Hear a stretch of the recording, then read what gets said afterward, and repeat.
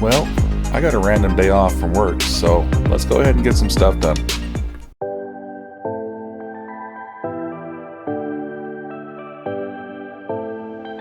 Pick up where I left off here. We'll take the power steering pump off, and the front accessories, water pump,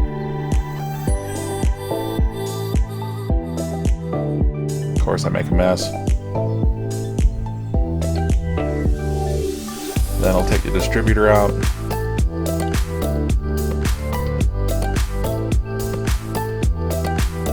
Of course, the valve covers and the intake both come off.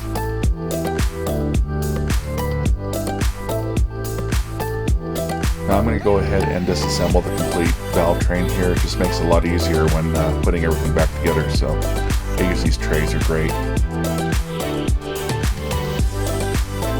Pull out the front dampener and the pulley. Of course, off comes the timing cover.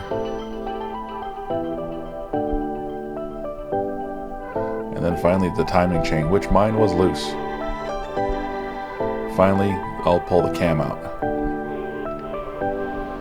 Do a little cleanup on the intake manifold, the gasket surfaces, and then install the new cam.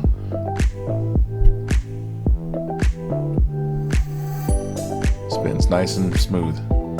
I'll take the bottom gear off. Of course, I always fight with these things, so I'll spare you that trouble.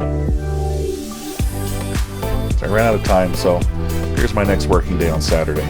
Install the timing gear and the timing set.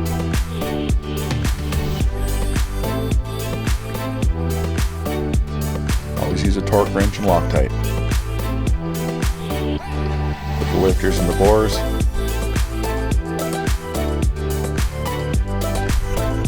And install the push rods.